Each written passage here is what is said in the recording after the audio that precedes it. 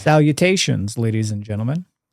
It is such a great honor and pleasure to be speaking at the Freedom Under Natural Law Conference again.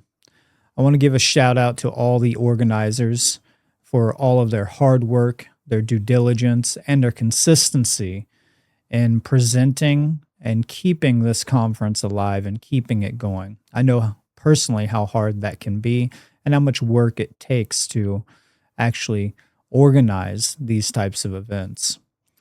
And I'd also like to thank everybody who is participating and viewing, and I hope that all of you are finding a plethora, a gold mine to say, of great knowledge and insight into these topics.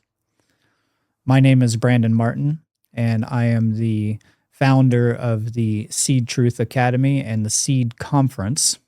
And today I'm going to be speaking on a controversial topic, specifically in the realms of the occult, which happens to be something very personal to me and one of my, I would say at this point, expertise with all the research and personal experience that I've had. My presentation title is Amor est lex, Amor sub Voluntate. Now, for those who do not know this means love is the law, love under will.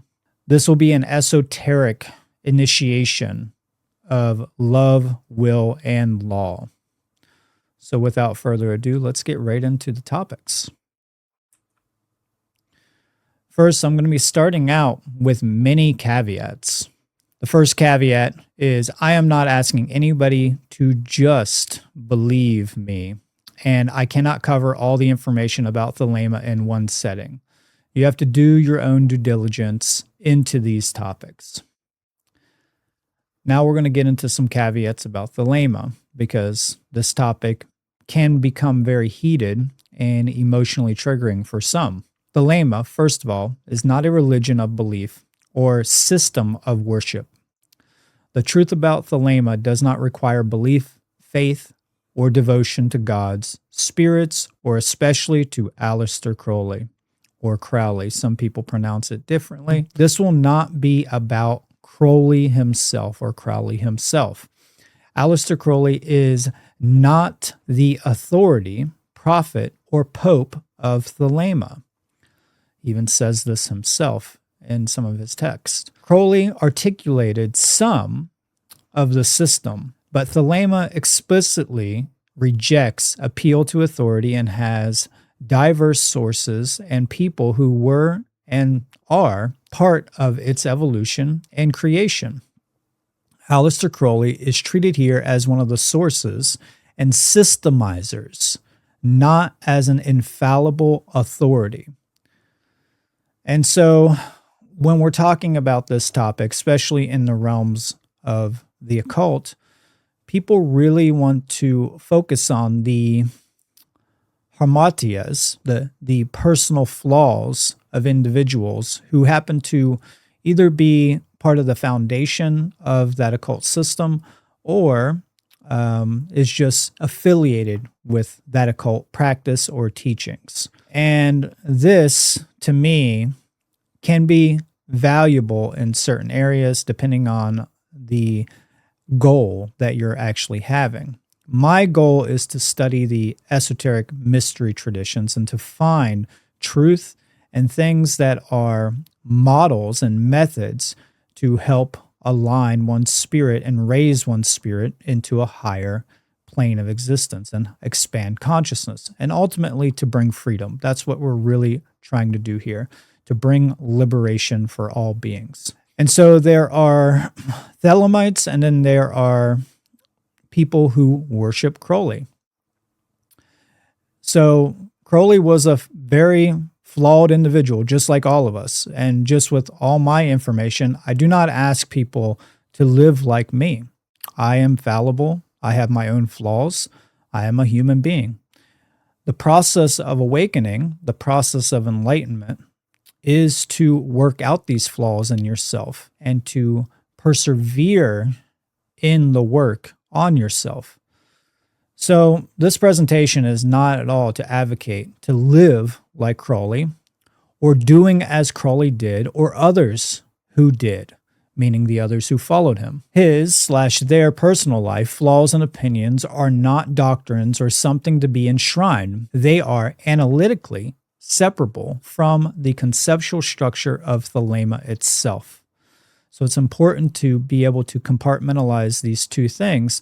Of course, they are related at some level, but for the maximum efficiency of gaining knowledge for this model, this occult teaching, it's important to understand that the teachings themselves on whether or not they're true or not is more important than focusing on the flaws of the individual. Crowley does not equal Thelema.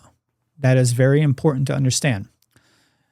This is something else as well. Thelema is not solely about sex magic. Sexual symbolism and practice are one aspect, but not the core of Thelema. Reducing Thelema to solely sex magic is a misunderstanding popularized by sensationalism and news media, Hollywood, forums. Is it a part of it? Yes, just like any magical order. Sex is a very sacred act, and we will talk about that later. But that is not the sole meaning or purpose of Thelema. And a lot of people see sexual symbolism and they immediately get turned off, usually because they have some sort of puritanical mindset, some sort of puritanical program, and a lack of understanding about what it actually means, the context of that sexual symbolism. Thelema is not a shortcut to enlightenment. This is very crucial to understand. There are no shortcuts to enlightenment on this journey, and anyone telling you such is a charlatan. Thelema does not promise instant awakening, knowledge, or power. It demands discipline, self-honesty, self-mastery, ego disillusion, and long-term inner work, often uncomfortable and destabilizing for a time. I am not claiming that Thelema is the exclusive path for the spiritual journey. In fact, I advocate for an eclectic study of all the occult traditions and mystery schools. Thelema has a particular disposition towards autonomy, symbolism, and self-directed inquiry, which may not be applicable or appealing to all individuals. I am not advocating for anyone to join any clandestine or secret order or society. That is very important to understand here. This is not an advocation or a promotion to go out and join a lodge or join an order or get involved in any secret society at all. Another thing here is that I will not be covering the conspiracies or sensational drama circling around Thelema. This is specifically about the root teachings of Thelema. Now, with all that being said, let's get right into the work because I have a lot of stuff to cover here. To understand Thelema, you're going to have some prerequisite knowledge. Knowledge of Kabbalah, you're going to have to understand Freemasonry, and specifically the Tarot. These are the three foundations, I would say. And ultimately, these are mainly the three most important mystery traditions. And I would put Freemasonry at the forefront of all three of these. But there is quite a lot of other things that you need. There's quite a lot of other knowledge that comes with understanding Thelema. And I would say that this is a short but concise list that could aid in a student if they wish to fully get the maximum knowledge from Thelema. You're going to need to know about Hermeticism. You're going to need to study alchemy, Rosicrucianism, the Golden Dawn, Gnosticism, astrotheology, astronomy, and astrology. You're going to need to study comparative religion. You're going to need to have some basis of world religions, specifically the big three. You're going to have some historical founding, some historical knowledge, meaning world history. You're definitely going to need some Eastern and Western philosophy and theology. You're going to need some esoteric knowledge, which all this kind of covers, but numerology, sacred geometry, gematria, things like the Pythagorean theorem. You're going to need to have some basic understanding of psychology and physiology. You're definitely going to need, especially for Thelema, to understand Eastern meditation and yoga.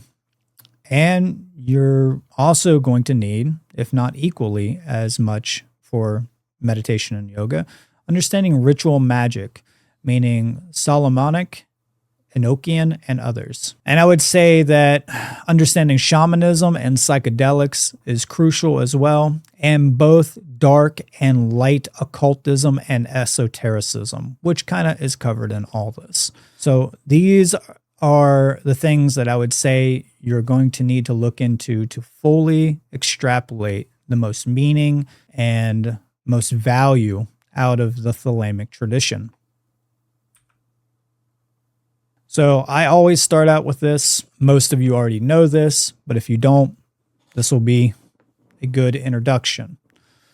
So what is the occult? A lot of people have a very negative view of the occult. Well, the word occult is derived from the Latin adjective occultus, meaning hidden from sight, which comes from the Latin verb occultare, to hide, to conceal, to keep secret. Both are in turn derived from the Latin noun oculus, meaning eye. Occult knowledge constitutes both the knowledge of the workings of the human psyche, meaning consciousness, and the knowledge of natural law, both the seen physical laws and unseen spiritual laws or metaphysical laws. Very crucial to understand that. And before I read this slide, if you're more interested in a deeper dive on the definitions of this, I would highly recommend checking out my work or Mark Passio's work or Nate Cap's work from the Cubbywhole, from What on Earth is Happening. So Mark's from What on Earth is Happening. Everybody knows that at this point. Nate Cap's from the Cubbywhole Podcast. I would say those are some good sources. You know, there's a lot of great sources out there on this at this point. So why people won't study the occult? I narrowed this down into 3 points. 1, conditioning and fear programming. From childhood, most people are trained to associate occult solely with evil, chaos, violence, superstition, or danger. This has been done through many different means, such as Hollywood media, dogmatic religions, public schools, and social engineering. All of these things create a web of conditioning. So it's not just one source. It's not just because of the religious dogma, though you could probably sum it all up into that category ultimately. But there are many different varying factors of why this program runs in people's minds. And I just call it fear programming and conditioned fear programming. So the second thing is social risk and ostracism. Studying the occult places one outside the collective herd mindset, thus resulting in ridicule, harassment, slander, and potential violence. People would rather be wrong with a group than right and alone in truth. It's very important to understand. Studying the occult puts you in a place where a lot of people are going to shun you, ostracize you from social groups, unless they're already interested in that knowledge. The third one is ignorance, apathy, and laziness. These are ultimately the killers of freedom and the killers of self-improvement. The willful rejection of occult knowledge when in the presence of it. Lack of true care, or lack of true care for truth, I should say. Perceived lack of purpose and meaning, which is telos in philosophy. And lack of will. We're going to be talking about a lot of these things here. And to symbolize all this, I have an initiate up here, a Masonic initiate with the blindfold on the checkered board floor, symbolically, saying that they still have not raised and climbed Jacob's ladder into a higher state of understanding. They have not entered the middle chamber of understanding themselves, their psyche, doing their shadow work, understanding what true care actually is. And They're still in this dualism of not understanding right from wrong, moral relativism. In fact, a lot of them don't even believe in right and wrong. They're completely, utterly destroyed, and they don't have any foundational, healthy worldview. We're going to talk about worldviews a little bit too. One of the main things, and has been one of my main goals, is to remove the stigma around the occult. Though some occultists have argued that that stigma is a good thing. I don't think it is, because the knowledge that is held within the occult models is crucial for humanity to free itself from the current states of tyranny and bondage. So I don't take that approach anymore. I'm very egalitarian with this information. But throughout the history, it is true, just like I said before, there has been a lot of violence that has taken place for those who have practiced the occult or studied it. They didn't even have to practice. All they had to do was study it.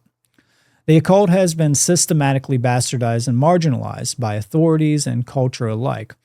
Once a body of knowledge devoted to self-mastery, symbolism, natural law, and the hidden structures of reality, it was reframed as superstition, magic tricks, and irrationality, stripped of its practical and ethical power. Authorities such as the churches, states, and later modern institutions labeled it dangerous, evil, or corrupting, not because it harmed anybody, but because it revealed truths that undermine obedience and the institutions themselves, exposing illegitimate power and demanding personal responsibility.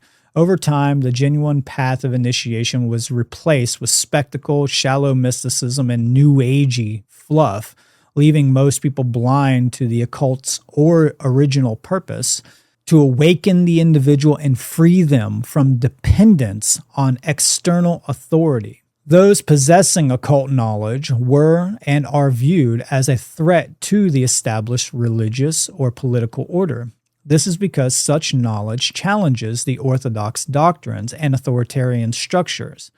As a result, heresy hunters, being order followers, seek to eradicate these individuals or groups, believing that by doing so, they can maintain control and suppress any potential challenges to the prevailing religious or political ideologies. I know that was a mouthful. I tend to have very wordy slides, by the way. If I try to make it as concise and, detailed as possible, but also cutting through the crap without losing any of its potency, right?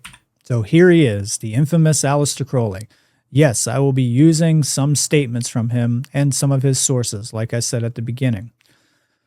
He goes on to say, which is a very powerful quote and pertains to what we're going to be talking about and this issue about how people think about occult knowledge. The sin, which is unpardonable, is knowingly and willfully to reject truth, to fear knowledge, lest that knowledge pander not to thy prejudices. This is ultimately, when it comes down to it, if there is such a thing as this idea of sin, which really is just violations of other people's liberties, but if there is a sin to the self, to you, it is to willfully reject truth.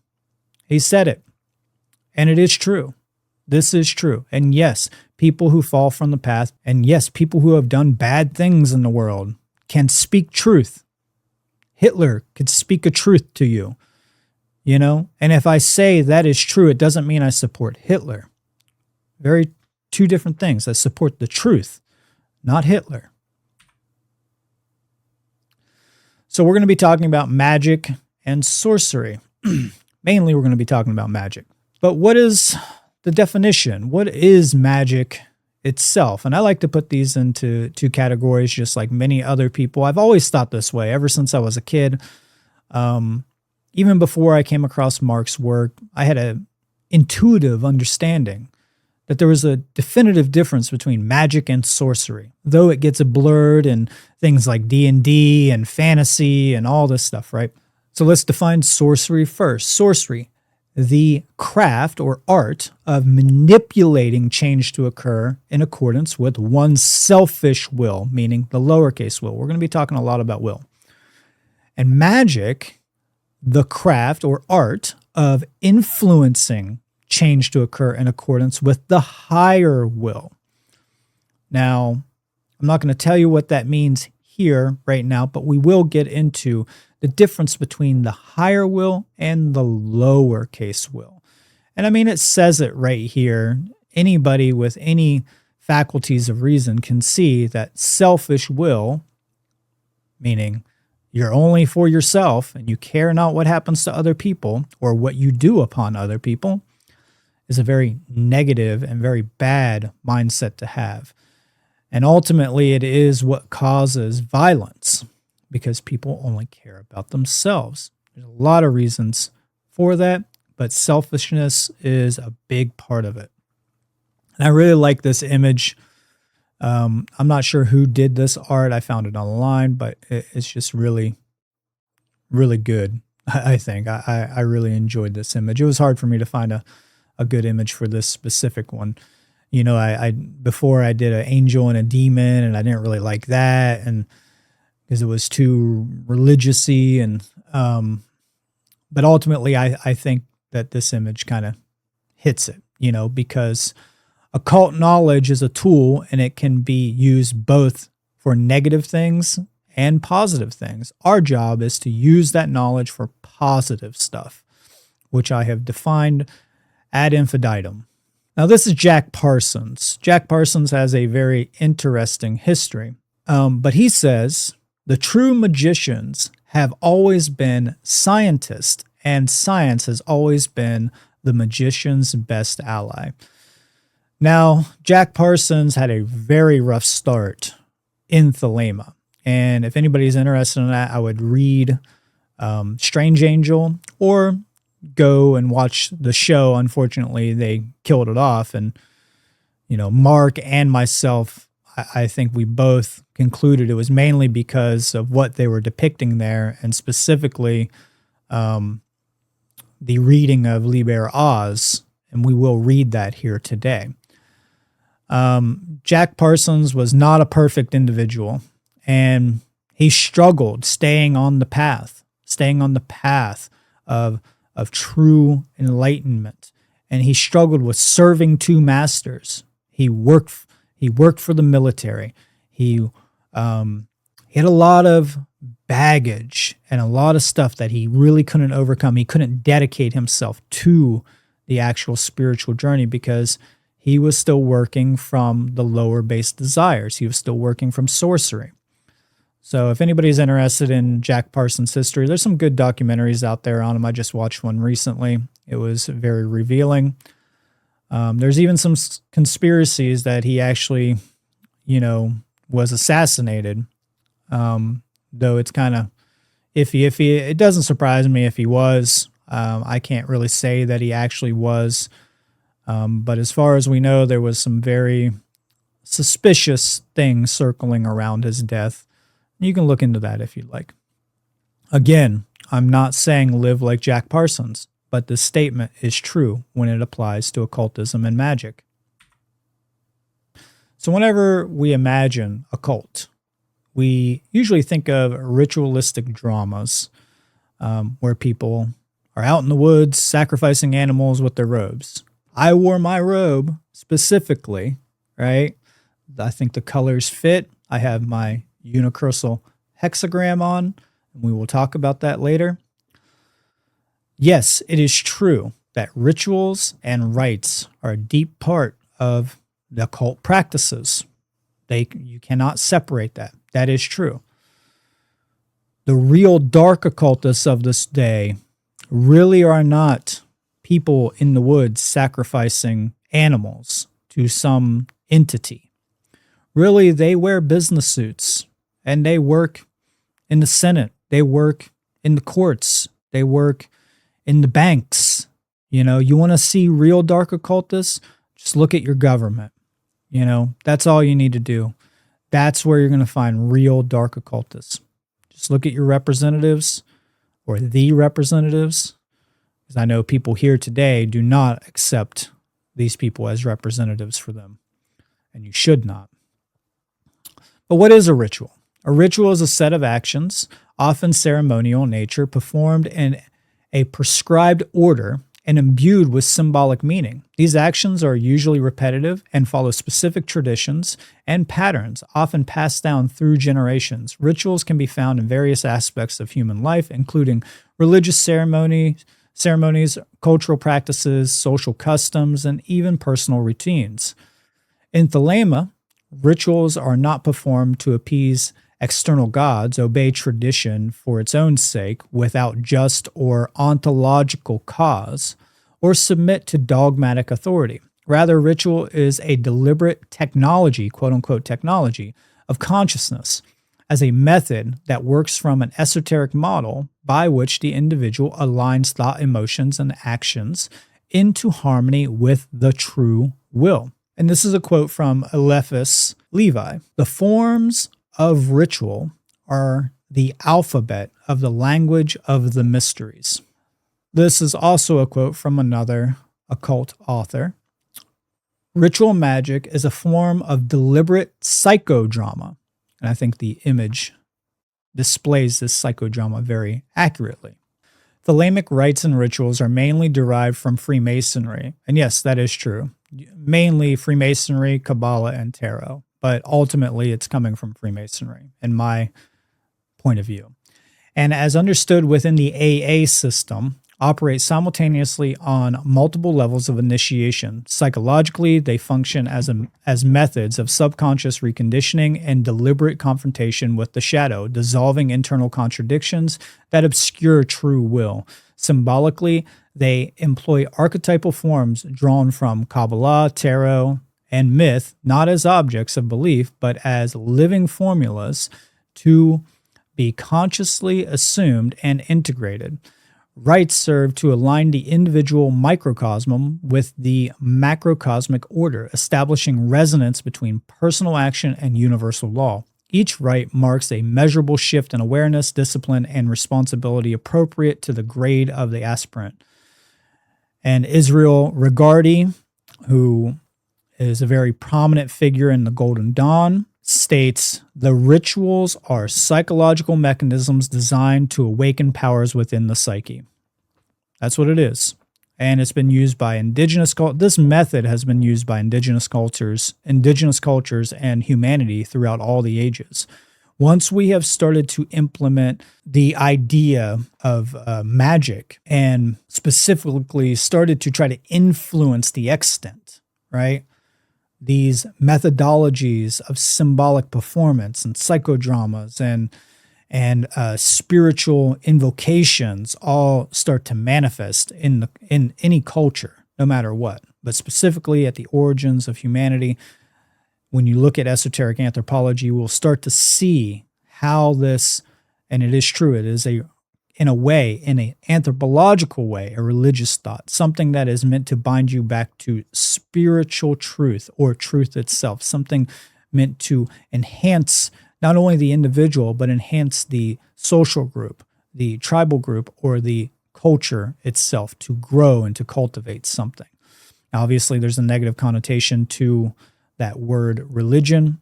Comes from relegulo, relegare. It can mean to buy back, to tie back from forward momentum, from growth and things like that. Or it can tie you back and anchor you and tether you to something that's important, such as truth. Obviously, it's not an avocation to get involved in institutionalized religious beliefs. And one of my favorite authors, Joseph Campbell, says, a ritual is the enactment of a myth. And by participating in the ritual, you are participating in the myth.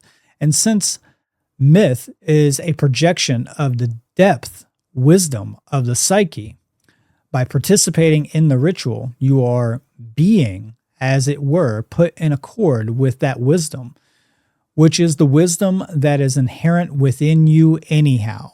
And I think that kind of nails it and sums it up. So what does the word thelema actually mean?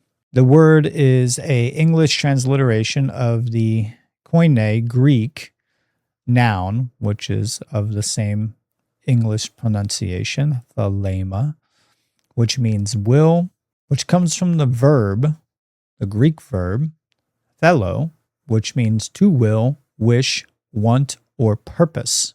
It constitutes an occult philosophy established by Aleister Crowley during the early 1900s. The core concepts of Thelema, especially the phrase, do what thou wilt, existed before Aleister Crowley.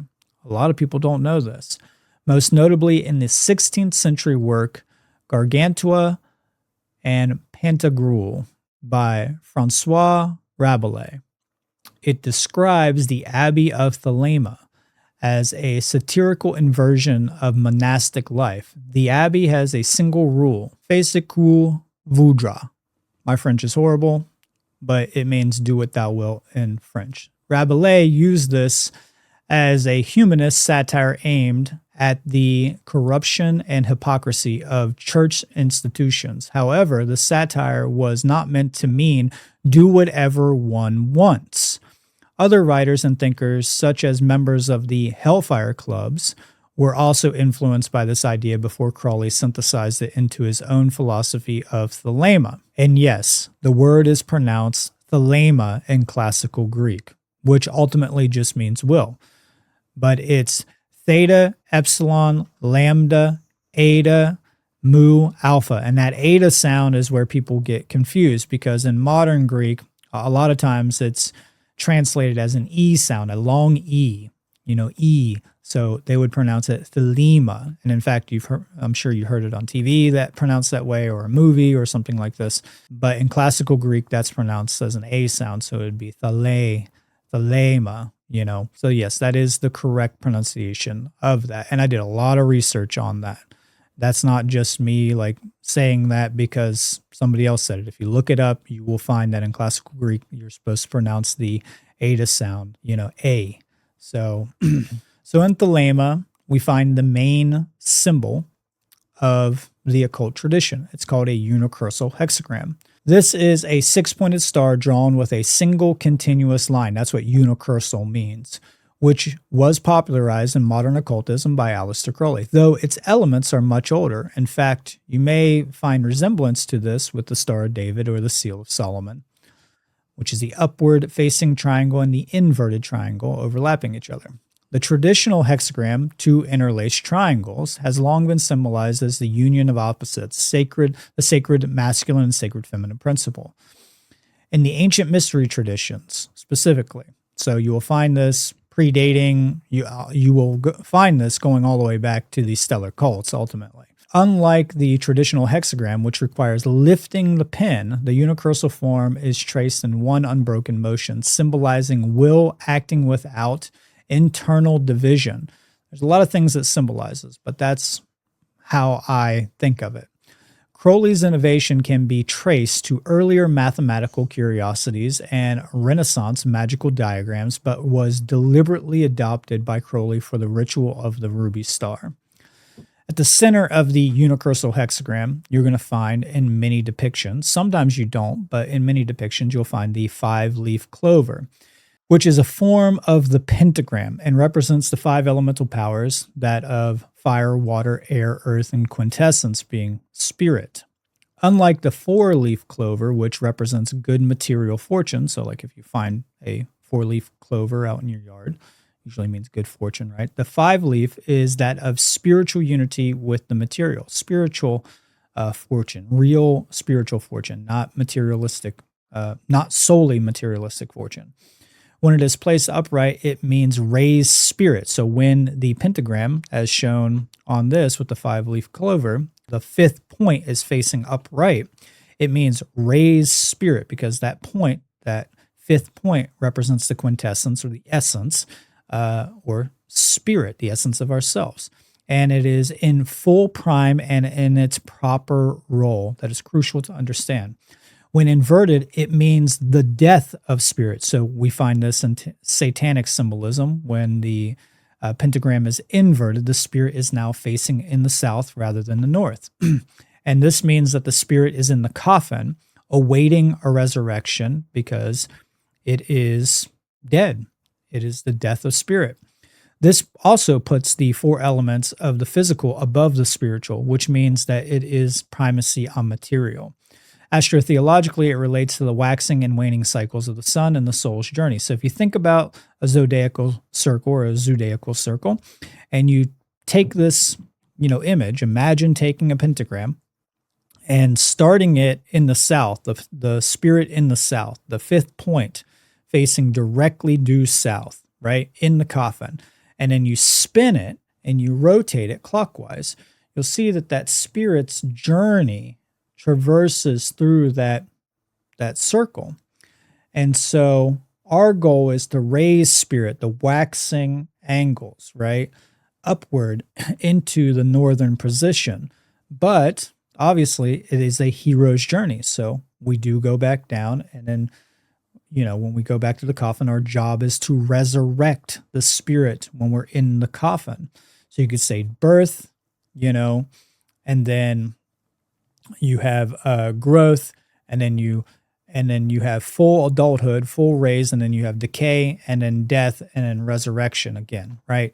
So you can look at it that way. There's many different models for this. The main point is to understand it very simply, is that fifth point represents spirit, and when it's inverted, it means that your job is to flip it, to put it back in the north. That is your responsibility to do that.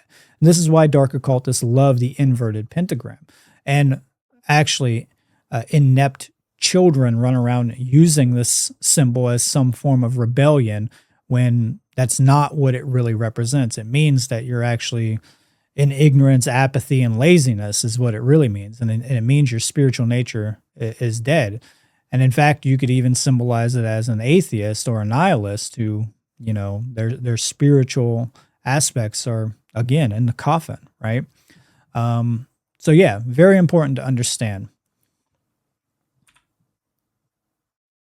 So in Thelema, we have the book Liber al vel legis, often referred to simply as the Book of the Law, which is a central sacred text in the occult philosophy of Thelema. Aleister Crowley claimed to have received this text through a process of automatic writing, channeling, that's what automatic writing really is, during mystical experiences with ayahuasca in Cairo, Egypt in 1904.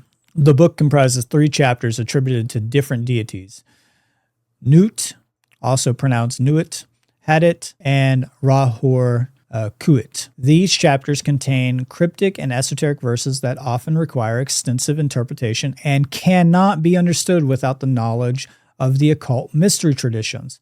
The philosophical concepts embedded in Liber al vel legis revolve around the notion of the will, the pursuit of one's true purpose, and the relationship between the individual and the cosmic order.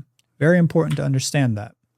Israel Regardi says Thelema is a system of spiritual development and practice designed to allow an individual to attain the highest level of self-realization and spiritual attainment. Now here we go. You want to know what Thelema is? Let's hear it directly from them. Thelema, the law of liberty. Is it a religion? A philosophy? A collection of metaphysical practices? A system of postmodern ethics? That would be really bad. Decide for yourself what it is. There is religion in Thelema for those that require it. There is freedom from religion in Thelema for those that require it.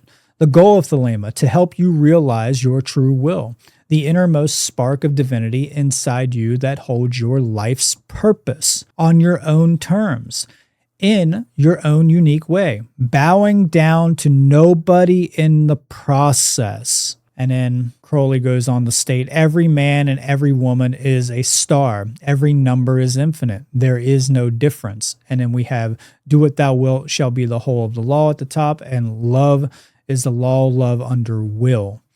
Very important to understand. We'll be talking about that. So what does this phrase mean? Do what thou wilt shall be the whole of the law. Everybody usually just takes that phrase. Do what thou wilt is one of the most recognized tenets of Thelema, yet also one of the most misunderstood. It is misinterpreted due to his brevity and the controversial reputation of Crowley. Taken alone, the phrase is often interpreted as a license for hedonism, recklessness, self-indulgence, selfishness, carnal-based desires, rampant materialism, and out-of-balance egoism. To understand this in its correct form, it's essential to explore the tradition in full. Let me read that again. To understand this in its correct form, it is essential to explore the tradition in full. This misunderstanding persists largely because people isolate the first half of the statement while ignoring the full formulation. The full formulation, as just shown before, do what thou wilt shall be the whole of the law. Love is the law, love under will. So Satanists,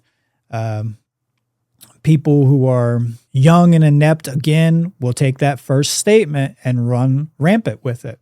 If you just isolate that, then yeah, it would give you some ideological justification, some romantic justification in your head to be like, oh, I can just do whatever I want. That is the whole of the law.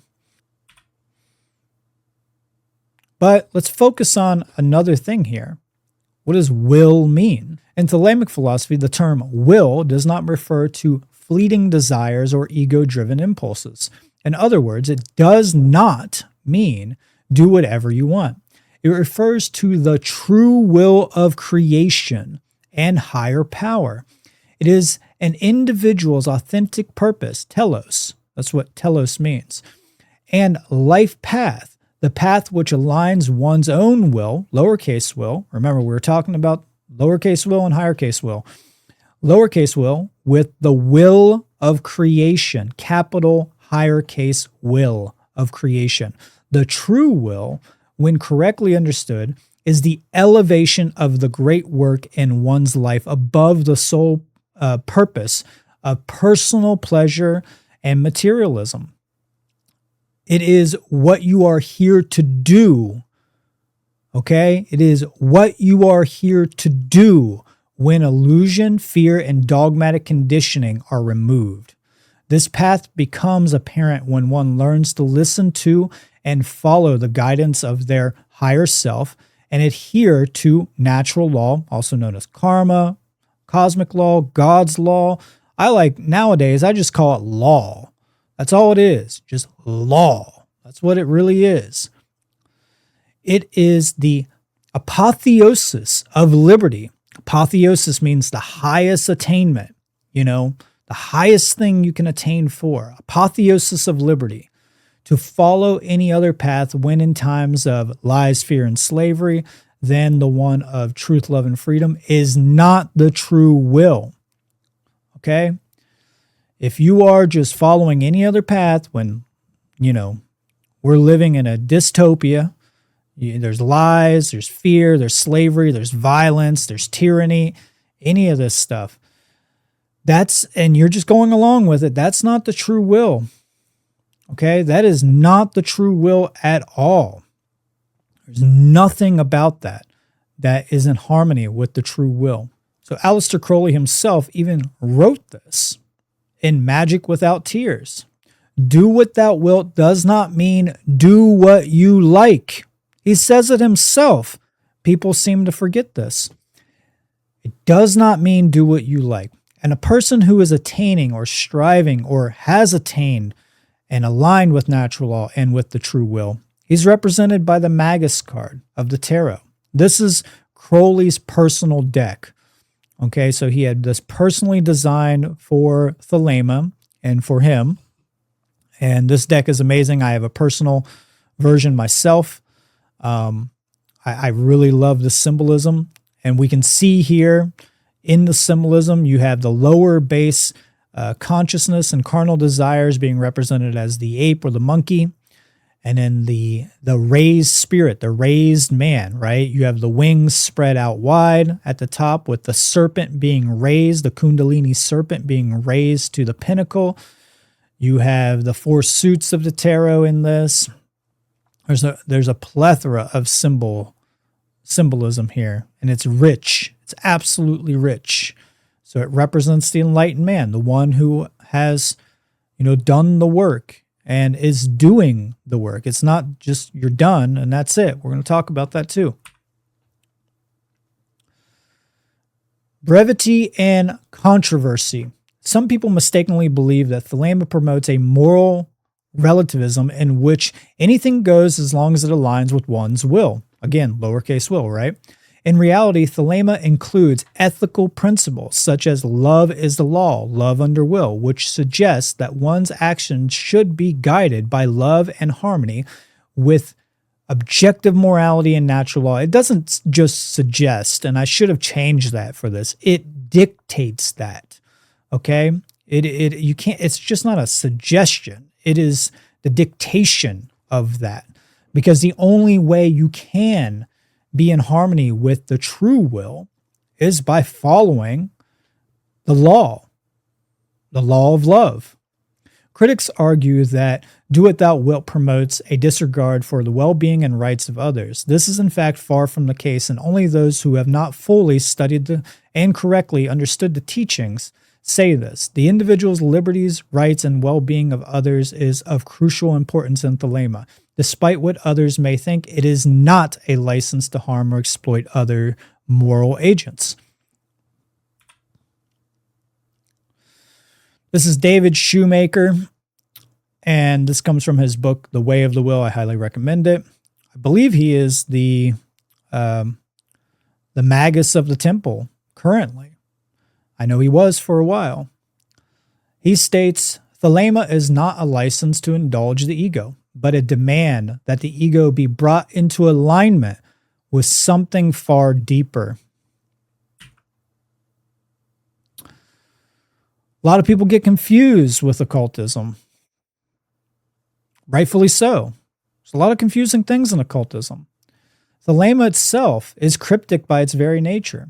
People misunderstand Thelema largely because it speaks in deliberate, cryptic, paradoxical, and confrontational language that assumes philosophical and esoteric literacy, specifically symbolic literacy and correlative thinking, which many readers do not bring to it. So many people don't bring this to it. It does not explain itself gently or progressively. It assumes the student will struggle, cross-reference, and verify through due diligence, practice, and correlative thinking. Readers who approach the text as literal scripture or as a guide to self-help philosophy miss the initiatory dimensions entirely and either idolize or reject what they do not yet understand. The principles are cryptic for a reason, and that reason is unveiled as one proceeds through the method and dedicates themselves to the study. It's not an easy path. It's hard work to do this work, to understand, to unveil occultism. It's not something that you can just pick up and read and just immediately grasp, especially if you've been conditioned to only think with the left brain, especially if you don't have symbolic literacy. You have to increase the mental faculties to be able to understand occultism. You have pretty much, if we want to put it in video game terms, you got to increase your experience level. You know, you got to dive in and you got to struggle with it. You know I've struggled. I've struggled a lot understanding this stuff. I still struggle to this day. I read stuff and I'm like, what are they talking about? But you have to work on it. That's the point. There's no way out of this mess without understanding the occult. And anybody who says that we're going to get out of this mess by not understanding the occult is a complete, absolute imbecile. Absolutely. Just a dunce. You're not getting out of it. Because the occult is all-encompassing for all hidden knowledge. It's not just the knowledge that the elite keeps from you. You know, I talk about this in a lot of my other work. You know, nature itself, the material realm is occulted by its very nature. You know, the tree doesn't come to you and just tell you how it works. You know, this is not just something handed to you on a silver platter and you just have some, innate gift for it. You might be more skilled than others with correlative thinking. You might have higher intelligence levels. That's true, but there's still work to be put into it. Really, I say there's no prodigies of the occult, because even a prodigy, even if you're born with an aptitude for revealing these things, if you don't work on it, you lose it. It's just the same with everybody. If you have like some biological and maybe consciousness ability and experience, the experience might not even be there, but just the aptitude for it, right? To pick up on it intuitively, right? Like picking up a guitar when you're really young, or drumming, as a child, and you got it, or playing a piano. If you don't work on those things, you're going to lose them. You're not just going to be gifted for the rest of your life with that. I hear people say this stuff all the time, and they don't understand. People who are skilled worked at it. We work at it. That's the thing. That's why I know the things I do, because I work at them. I dedicate my time. I don't, there's a part of me that really enjoys understanding the occult stuff, but when it comes to like trying to set humanity free, I don't want to be doing that.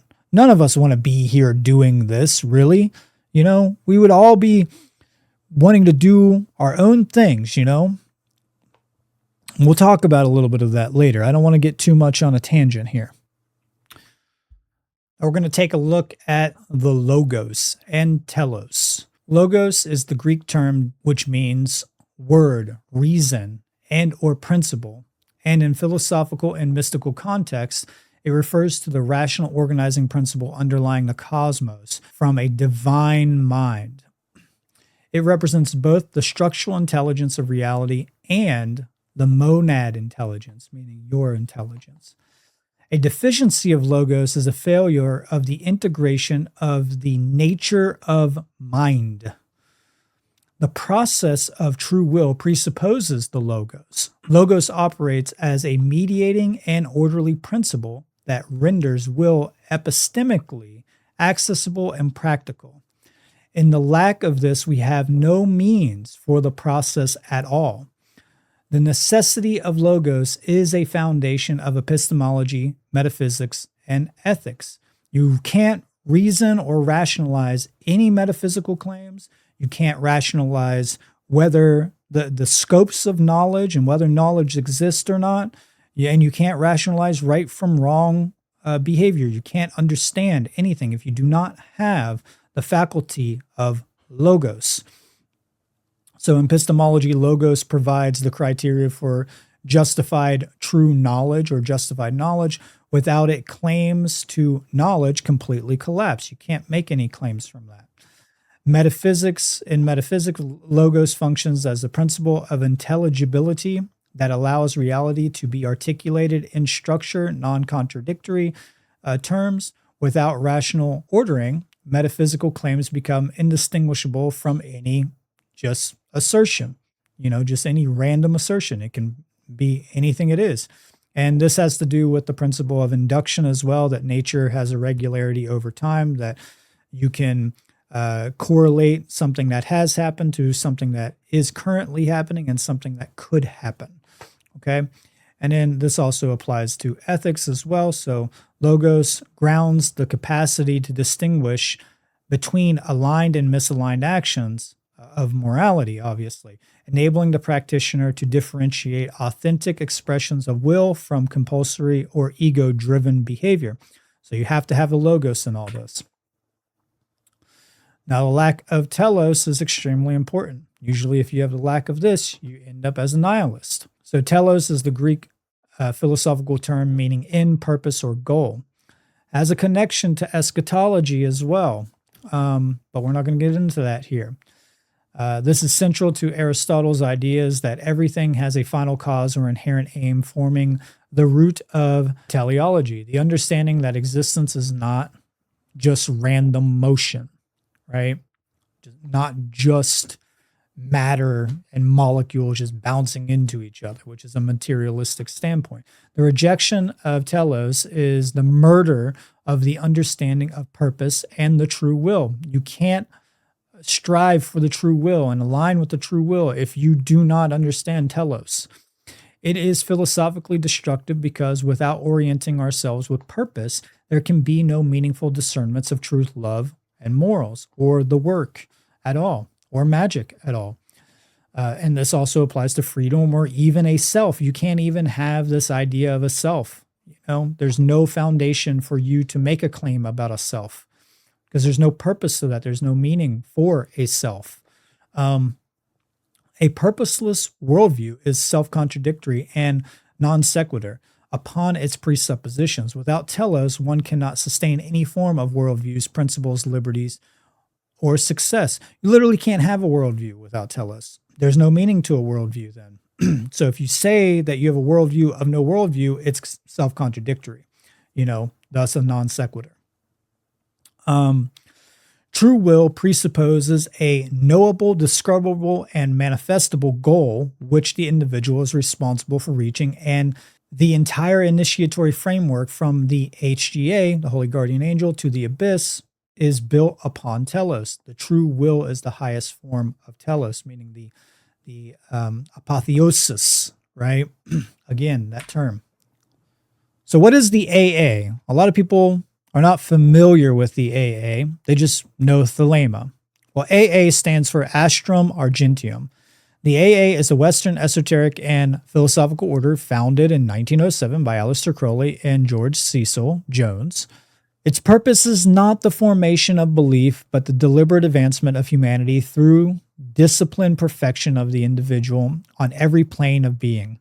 To this end, the order employs a graded series of initiations, each corresponding to a universal stage in the unfoldment of consciousness rather than to a social rank or an institutional authority rank. The initiatory system of the AA is distinctly syncretic, drawing together the interior discipline of Theravada Buddhism, the metaphysical insight and practice methods of Vedantic yoga, and the symbolic operation of ceremonial magic, but ultimately are all derived from ancient esoteric Comedian teachings, which I call the craft, which is the origins of Freemasonry.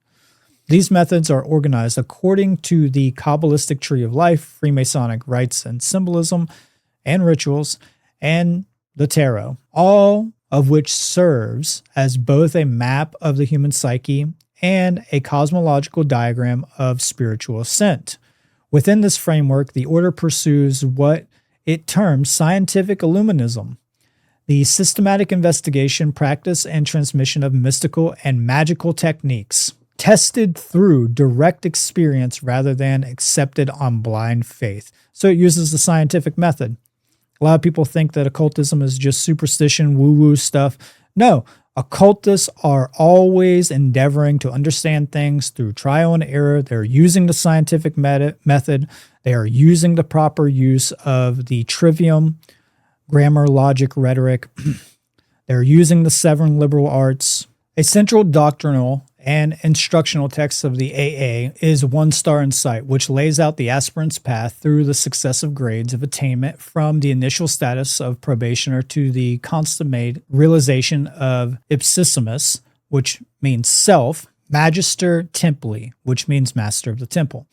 Each grade represents a defined and authentic transformation and milestone in discipline, knowledge, awareness, consciousness, and liberty, but most critically, the knowledge and conversation of the guardian angel. Really, it's of one's guardian angel and crossing of the abyss.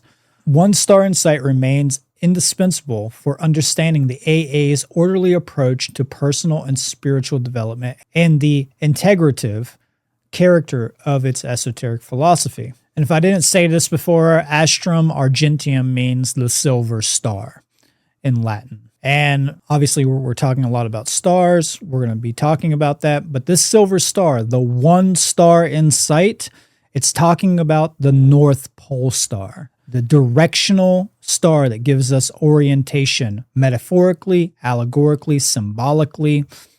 And so when we're talking about this star, we're talking about the star within us, and we're talking about the star above us, which in Freemasonry, in the most ancient stellar cults, represented the one grand architect of the universe, represented God, the Godhead. Here's a few quotes from the AA. There is no bond of union among the members of the AA save the pursuit of the great work. The student shall make himself thoroughly acquainted with the methods of science and the aim of religion. Important. The first task of the aspirant is to control the mind. Very, very crucial. Any man or woman can look for the entrance, and any man or woman who is within can teach another to seek it, but only those who are fit can arrive within it. And this is coming from an account of AA Subfigura 33, and that number 33 is very significant. Now, of course, some may take this as a elitist idea, but what this really means is that you have to do the work to enter. That's what it means by fit. It's not saying, hey, you can't enter into the holy temple of the self without, some authoritarian approval. No. What it's really meaning deeply is that you have to meet the requirements. You have to be fit to enter that mentally, spiritually. It's very important to distinguish the context about this. Now, the seal of the Astrum Argenteum says Civilum Sanctum Fraternitas, and that just means sigil of the brotherhood. The seal of the heptagram, this seven-pointed star is called a heptagram, is the thalamic symbol employed within the AA as a glyph of integration, initiation, and completed cycle of manifestation. And it should not be confused with the far more elaborate Siligium Dei Ai Meth. But that's the sigil from John Dee's Enochian system. The seven-pointed star signifies the sevenfold process of becoming, corresponding simultaneously to the classical planets being the Elohim, which means the wanderers, the seven chakras, the seven northern circumpolar constellations. So in the stellar cult and stellar myths, this would be Horus and the six glorious ones, the seven hermetic principles, the Sephirotic unity, so the unification of the dualistic Sephiroths of the Tree of Life, the diatonic scale, which is a musical scale from A to G, which is 7 notes, and then the 8 is the next higher octave. So you repeat back, so the 8 would be the A in a higher octave or lower octave, depending on which way you're taking that scale. The 7 prism spectrum, so the 7 visible colors that we get from shining light through a prism, and this is how our eyes work, the 7 liberal arts, and the 7 stages of embodied initiation plus much more. So the 7 is a very, very sacred number. It is the number of completion and higher order. There's a lot to the 7. We don't have time to get into everything about the 7. At each point appears the letters of the name Babylon, which is spelled different because it's spelled with a B-A-B-A-L-O-N rather than B-A-B-Y-L-O-N, as declaration that the divine feminine permeates every stage of manifestation, the principle that receives, transforms, and redeems forces through experience. She is the vessel of all becoming, the alchemical womb in which opposites are dissolved and recombined. We're going to be talking a lot about Babylon. So when it comes to the name of Babylon, this altered spelling was revealed to Crowley during some altered Enochian rituals out in the desert, and it became central for his text, The Vision and the Voice. Now I'm going to add in my own take on the spelling. There's a lot of different takes on the spelling, and a lot of them have a lot of very deep meaning. So in the Egyptian cosmology and belief systems, the Ba was a crucial component of the human soul, personality, and individuality, or direct spiritual manifestation. And so we have the double Ba in this word. And to me, this symbolizes the second birth. And then the Lan, the L-O-N, can be broken down in green language as El, God, as in Elohim, but El is singular for God, and On. And On means things like energy, light.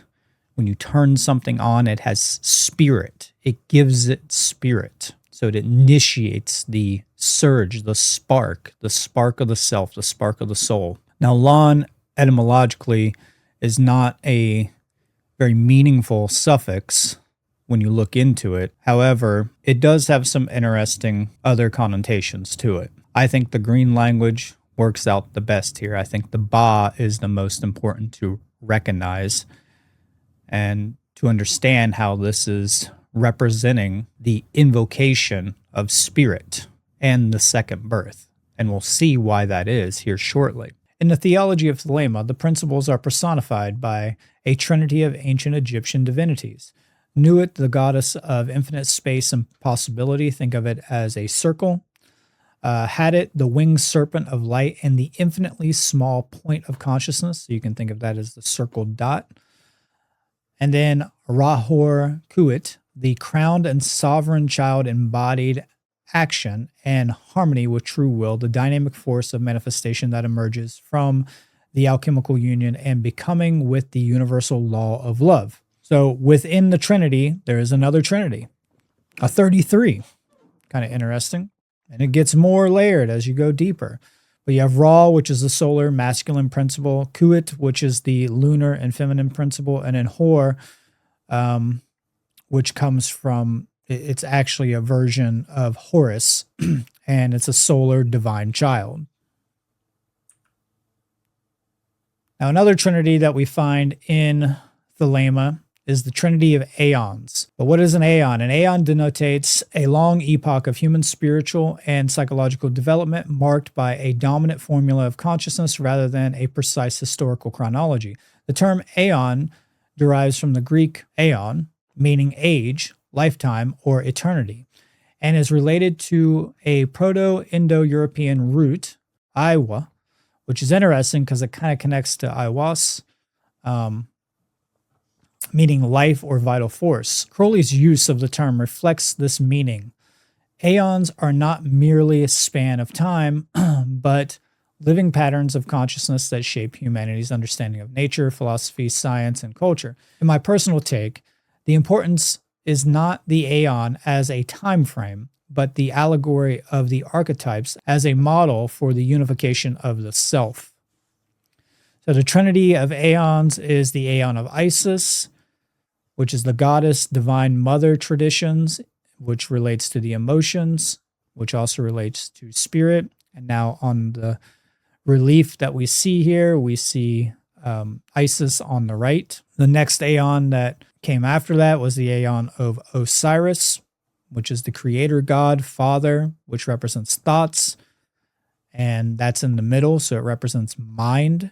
And then the aeon of Horus, which is the male child or hero, which represents right action and wisdom, which is the body as well, and that's on the left. If we wanted to have a more scholarly approach to the aeons, it would be more prudent to put it in the correct context of the stellar, lunar, and solar cults and the evolution of the mythos and religious thought that is the foundation for all the mystery schools. And for anybody who's studied my work or Nate Cap's work or Albert Churchward's work, you should recognize why I would bring that criticism to the table. One of the most prominent aeons, though, is the aeon of Horus. Thelema posits that human history can be divided into different spiritual epochs or aeons, each marked by a specific spiritual model that is a result of human condition. The previous aeon was the aeon of Osiris, associated with themes of death, resurrection, sacrifice, betrayal. The aeon of Horus succeeds it. Aeons do not replace one another abruptly. Instead, there is a gradual overlap and shift over extended periods. The aeon of Horus, also known as the aeon of the crowned and conquering child, is a central concept within Thelemic tradition. It represents a distinct spiritual era or age characterized by a shift in human consciousness and the emergence of humanity's alignment with natural law and true will of creation. This symbolically represents the aeon of personal responsibility to the great work, to evolve ourselves, and by doing so, help evolve the whole. This can only be done by the collapse of the false belief in the legitimacy of the master-slave relationship and the emergence of true love under will. This means we have to get our epistemology, logic, metaphysics, and ethics sound before we can do that work. And again, here is Crowley's deck with the card Aeon, and it's very revealing.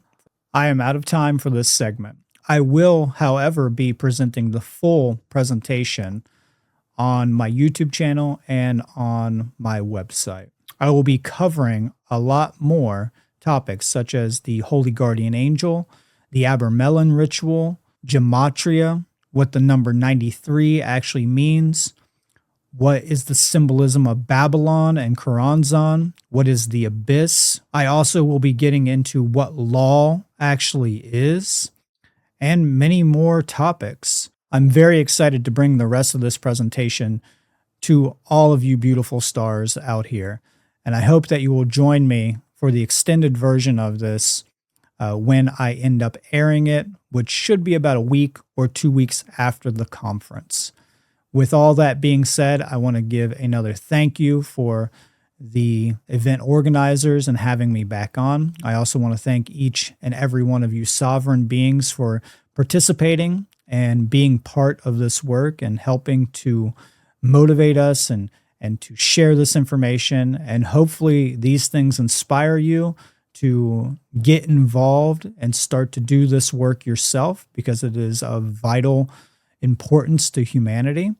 And I hope that I've, sparked that curiosity within you about looking into the occult traditions. And with that, I will bid you a farewell with "Do what thou will shall be the whole of the law. Love is the law, love under will." 9393.